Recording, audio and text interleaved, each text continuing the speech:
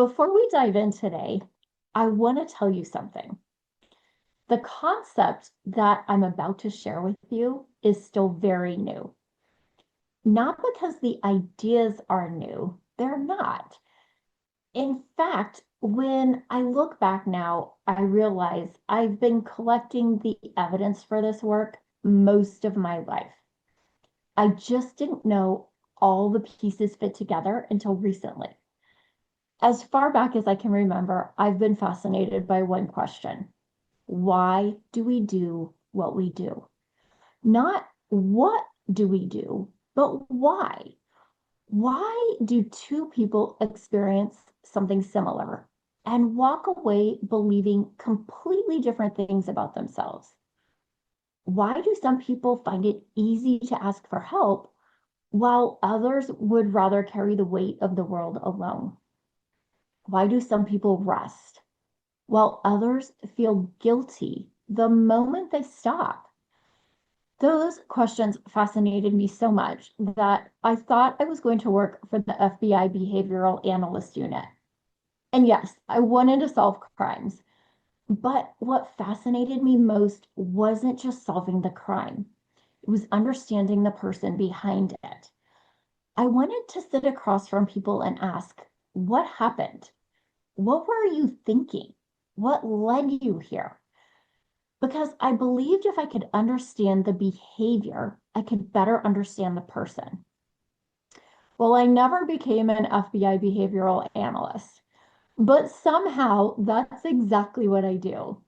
Just not with criminals, just with regular people, including myself.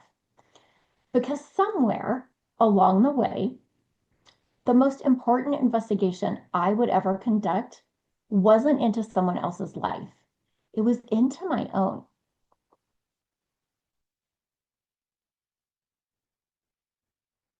That's when everything changed. Because once the investigation became personal, I stopped asking, why do we do what we do? And I started asking, why do I do what I do? Why do I doubt myself when, even after accomplishing things I never thought were possible?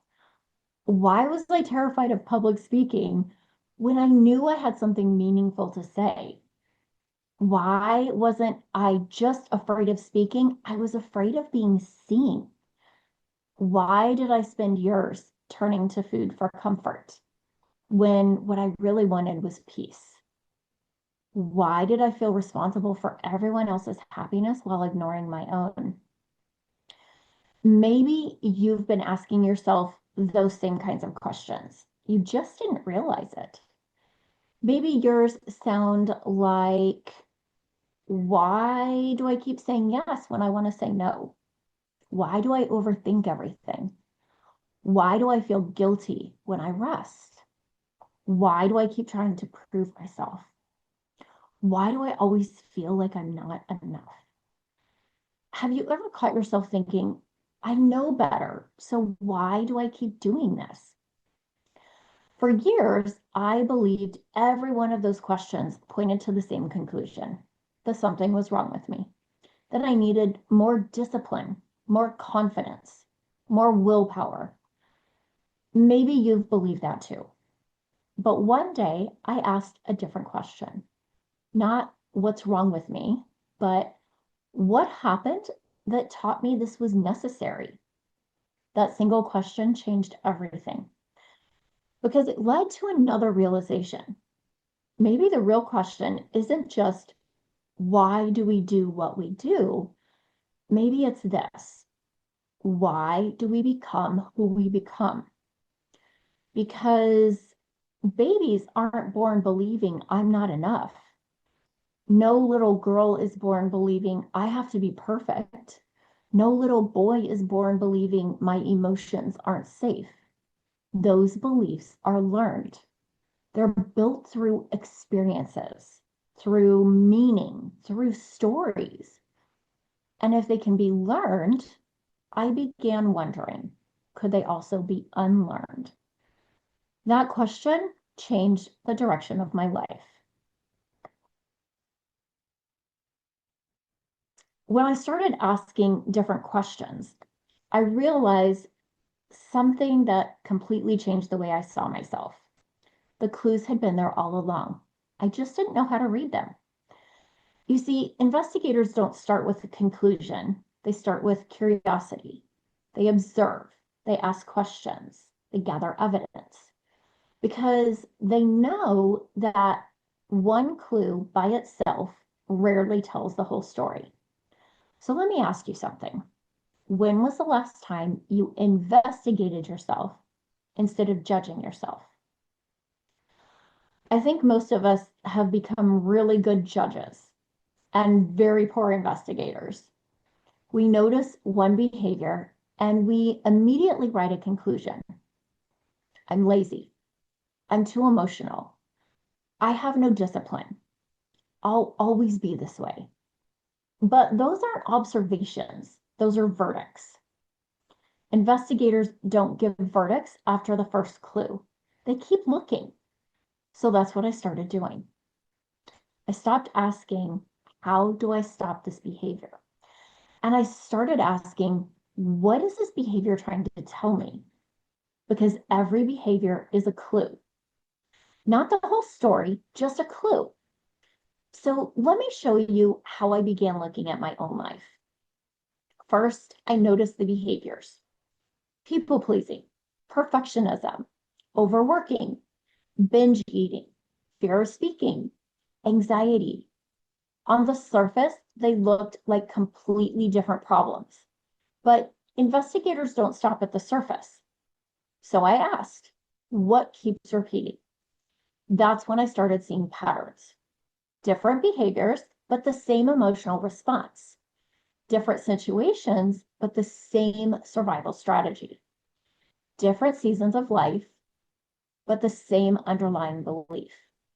Suddenly, it wasn't about one behavior anymore. It was about a pattern. And patterns always tell a bigger story. So I kept digging.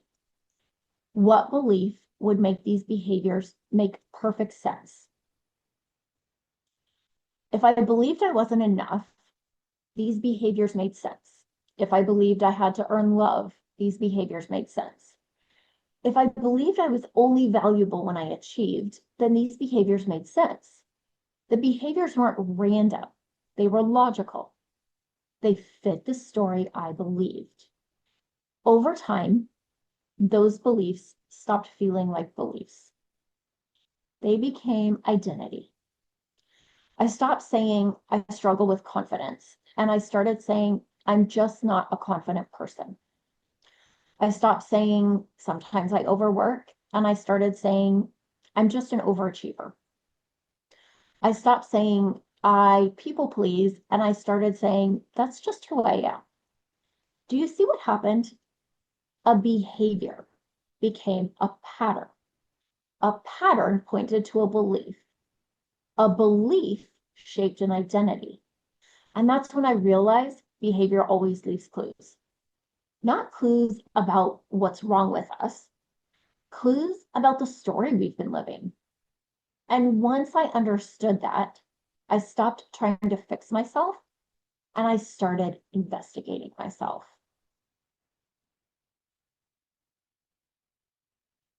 Let me show you what this looked like in my own life. For years, I told myself I was afraid of public speaking. Honestly, that seemed like a perfectly reasonable explanation. If someone had asked me to stand on a stage like this, I probably would have laughed to hide the absolute terror running through my body. My heart would race, my knees would shake, my mind would go completely blank.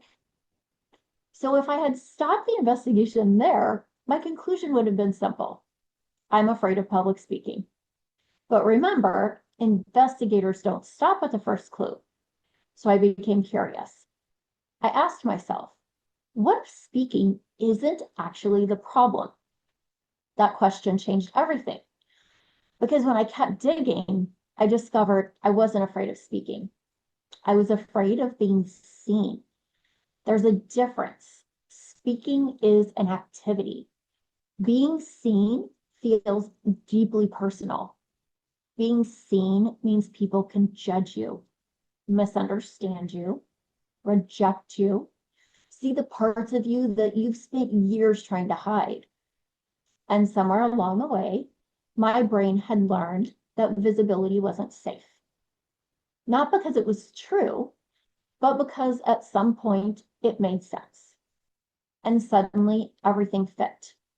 The fear of speaking wasn't random, it was protection. The behavior finally made sense. That made me wonder how many of our behaviors aren't actually problems at all. How many are actually protection? Maybe your protection isn't avoiding a stage. Maybe it's perfectionism. Maybe it's people pleasing. Maybe it's staying busy every minute of the day. Maybe it's making everyone else happy while quietly disappearing yourself. Different behaviors, same purpose, protection. That realization completely changed how I looked at people, including myself, because I stopped asking, what's wrong with this behavior? And I started asking, what has this behavior been trying to protect? That's a very different conversation. It's the question that eventually led me into neuroscience, because I wanted to understand why our brains create these survival strategies in the first place.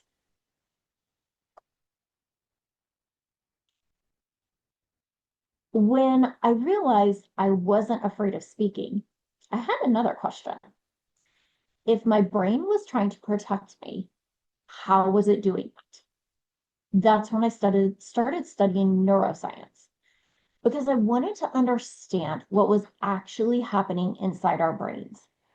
What I discovered finally made everything make sense. Remember when I told you your brain was trying to protect you? Let me show you how it does that. There's a small part of your brain called the amygdala. I like to think of it as the brain's smoke detector. A smoke detector doesn't wait until the house is on fire. It goes off the moment it thinks there might be danger. Sometimes it's right. Sometimes it goes off because you burnt your toast. Your amygdala works the same way. It doesn't ask, is this actually dangerous? It asks, does this feel familiar? If your brain has learned that criticism feels dangerous, your smoke detector gets louder. If it has learned that rejection feels dangerous, it gets louder. If it's learned that being seen isn't safe, it gets louder. Your brain isn't trying to sabotage you. It's trying to protect you. But that's only part of the story. There's another part of your brain called the reticular activating system, the RAS. Don't worry about remembering the name. Just remember what it does. It filters what your brain pays attention to. Have you ever bought a blue car and suddenly you notice blue cars everywhere? Did everyone suddenly go out and buy a blue car? Of course not. They were always there. Your brain just decided that they mattered. Our beliefs work the same way. If I believe I'm not enough, my brain starts noticing evidence. Someone doesn't return my text. That's evidence. I made a mistake. There's more evidence. Someone criticizes me. There's some more evidence. Before long, I've built an entire case. This is my favorite way to explain it. Your brain becomes like a lawyer. Whatever belief you hand it, it starts building a case. It doesn't stop and ask, is this even true? It asks, can I prove it? Think about that for a second. If I tell myself I'm not enough, my brain starts looking for evidence. If I tell myself I always mess things up, my brain starts looking for evidence. If I tell myself I don't belong in this room, guess what my brain starts looking for? You guessed it, more evidence. So let me ask you something. What case has your brain been building? Because here's the beautiful part. If your brain can build a case for an old belief, it can also build a case for a new one. That's why one of my favorite questions to ask my clients is this. When they say, I'll always be this way, I ask, is that even true? What evidence do you actually have? Because your brain doesn't change because you argue with it.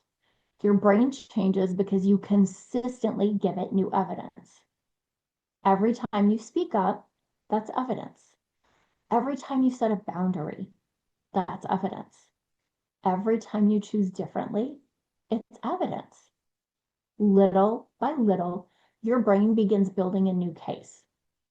Not because you're pretending, not because you're forcing positive thinking, because you've given it something new that's actually true. And when the story underneath your behavior begins to change, your behavior naturally begins changing too. Behavior was never the real problem. It was your brain's best solution based on the evidence it had. Now, here's the really good news. Everything we talked about so far isn't happening because you're broken. It's happening because your brain is doing exactly what it was designed to do. Your brain was designed to learn, to adapt, to protect you. Let's start with learning. From the moment you were born, your brain is constantly learning from your experiences, not just facts, not just information, but meaning. Every experience teaches your brain something. Sometimes it teaches people can be trusted. Sometimes it teaches I have to figure everything out on my own. Sometimes it teaches my voice matters. Sometimes it teaches it's safer to stay quiet. Whether those lessons are true or not, your brain learns them. Once your brain learns something, it begins adapting. That's one of the most incredible things about being human. Your brain is adaptable. It adjusts to the environment it believes it's living in. If it believes the world is safe, it adapts. If it believes that mistakes aren't safe, it adapts. If it believes that love has to be earned, it adapts. If it believes conflict should be avoided, it adapts. It isn't asking, is this belief true? It's asking, how do I survive if it is? That's a huge difference because eventually adaptation becomes automatic. You don't have to think about it anymore. Your brain has already created a shortcut. And then those shortcuts become your default way of living. That's why change feels uncomfortable. Not because you're doing something wrong, but because you're asking your brain to choose something unfamiliar. And unfamiliar doesn't always feel safe. Think about when you learn to drive. At first, every movement required your full attention. Your hands, your mirrors, your speed. Everything felt awkward. But now you can drive somewhere and barely remember the trip. Why? Because your brain adapted. The exact same thing happens with emotional patterns. People pleasing can become automatic. Perfectionism can become automatic. Overworking can become automatic. Not because those behaviors are who you are, but because your brain practiced them long enough that they become familiar. Here's the part that gives me so much hope. The same brain that learned those patterns can learn new ones. It's called neuroplasticity. It's your brain's incredible ability to keep changing throughout your life. You're not locked into the patterns you've practiced.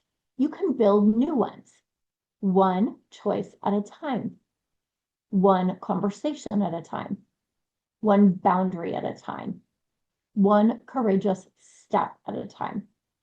Because every time you practice a new response, your brain learns, it adapts, and eventually it protects that new way of living instead of the old way.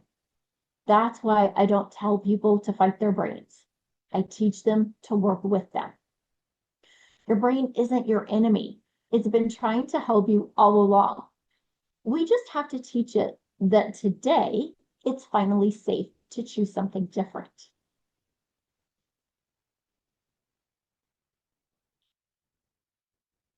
By this point, I had started seeing the same pattern over and over and over again. Rather, I was looking at my relationship with food, my fear of being seen, or the lives of the people I was coaching. The process was always the same. People would ask me, how did you lose 200 pounds? Or how did you go from being terrified of public speaking to speaking on stages? The truth is, they're not separate stories. They all changed through the same process. I wasn't changing behaviors, I was changing the story underneath those behaviors. After watching that process repeat itself again and again and again, I finally realized I wasn't just seeing random breakthroughs. I was seeing a methodology, not something I invented, but something I discovered. I simply gave it a name: reset. Here's what I found. Recognize the response, because everything starts with awareness, not judgment. You can't investigate something you refuse to notice. Examine the evidence. Ask yourself, what experiences taught me this? Not what's wrong with me, but where did the story begin? Study the survival strategy. Every behavior solved a problem. Every survival strategy had a purpose. The question becomes, what has this behavior been trying to protect? Evaluate the established identity. Over time, our survival strategies become part of our identity. We stop saying, this is something I do, and start saying, this is who I am. That's the identity we're investigating. Then we're going to transform through truth. This is where change begins, not through positive thinking, but through truth, through new choices, through new evidence, one decision at a time. That's why I called it reset, because you're not starting over. You're taking everything you've lived, everything you've survived, everything you've learned, and finally seeing it through a different lens. You're not erasing your story, you're reclaiming it. Because the goal was never to become someone else. The goal was to become the person you were always capable of becoming once survival stopped writing the story.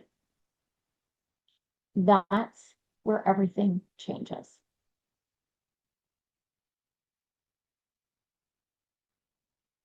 As I watched this process unfold in my own life, I discovered something that I hadn't expected. Healing isn't just about understanding where you've been. It's also about knowing where you're going.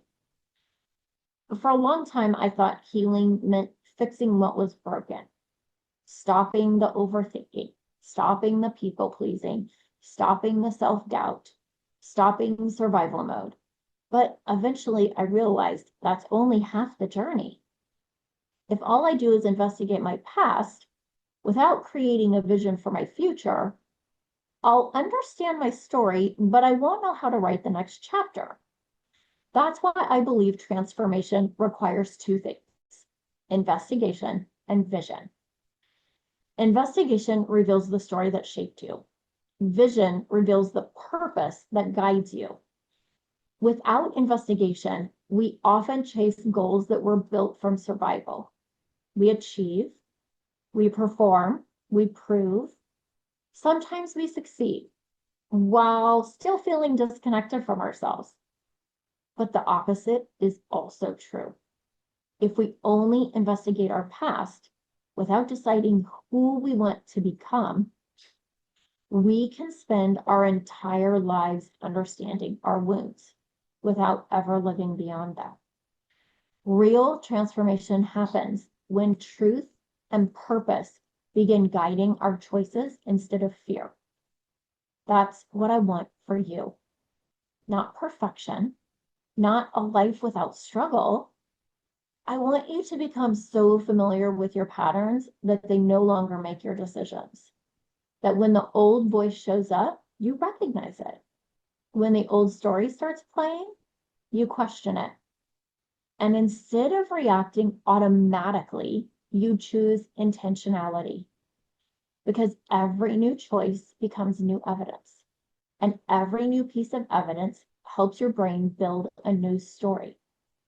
Little by little, you stop living from survival and you begin living from alignment. That's why I don't believe you were ever meant to stay small. I think many of us learn to stay small because at one point it felt safer, safer to stay quiet, safer not to disappoint people, safer not to be seen, safer not to take the risks. But what kept you safe then may be keeping you stuck now. Maybe the next chapter of your life doesn't begin by trying harder. Maybe it begins with one simple question. Who do I want my choices to reflect? Because that's the invitation. Not to erase your story, not to ignore your past, but let your story become the foundation instead of the ceiling.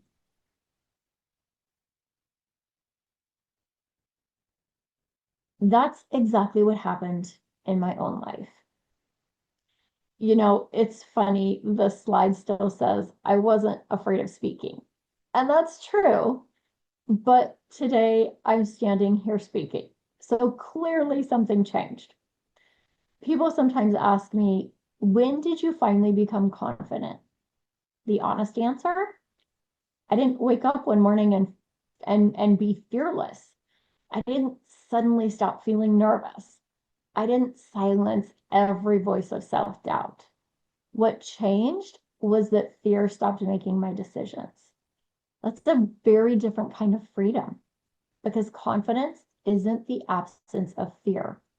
Confidence is learning that fear doesn't get the final vote. People often notice that I've lost almost 200 pounds, or they see me speaking on a stage like this. Those are visible changes, but they're not the real transformation. They're the evidence. The weight loss wasn't the story, it was the evidence. The confidence isn't the story, it's the evidence. The real story is when I changed the story I believed about myself, my behaviors began changing with it. That's why this matters so much to me. Because if this process had only changed one area of my life, I probably would have assumed it was just coincidence. If it had only changed my health, maybe it was nutrition. If it had only changed my confidence, maybe it was public speaking training. But it didn't stop there. It changed how I ate. It changed how I spoke. It changed how I worked. It changed how I showed up in relationships. But most importantly, it changed how I saw myself. That's when I realized that reset wasn't something I created. It was the process that had already transformed my own life long before I ever gave it a name.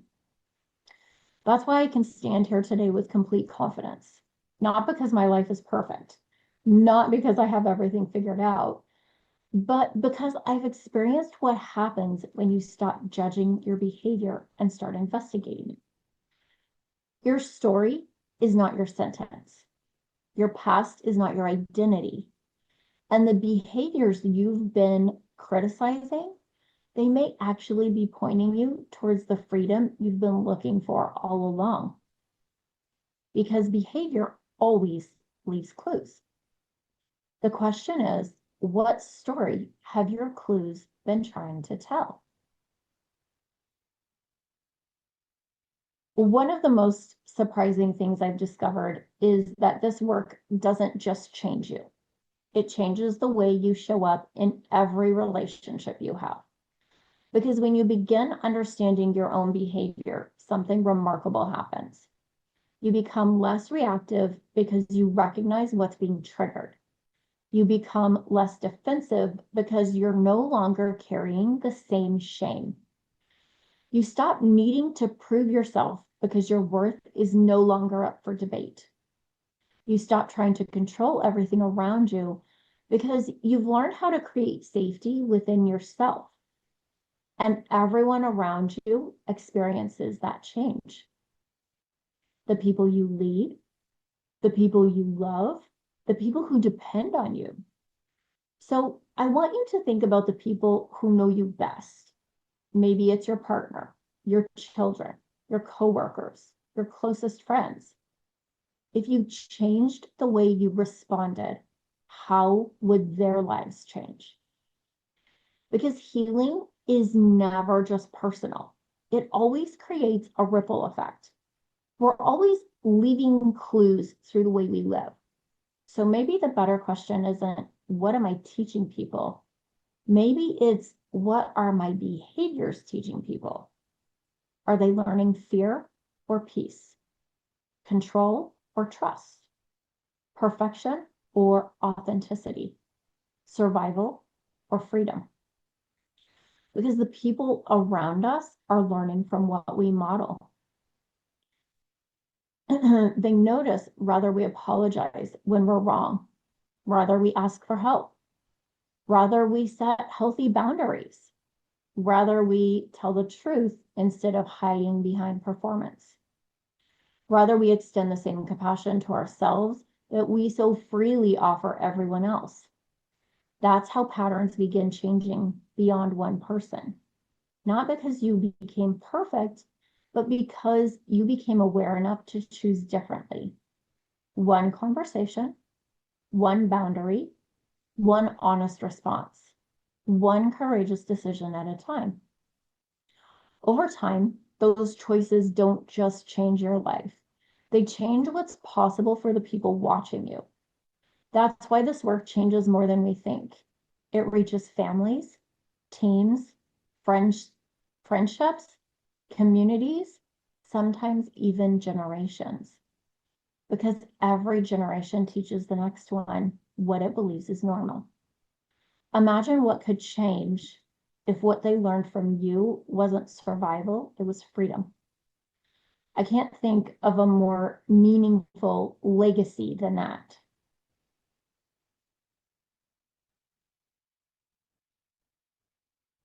Today, I've shared my investigation with you, but the most important investigation is yours. Because somewhere in your life, there's a behavior you've been judging. Maybe it's perfectionism, maybe it's people pleasing, maybe it's overthinking, maybe it's constantly staying busy, maybe it's feeling like you always have to be the responsible one.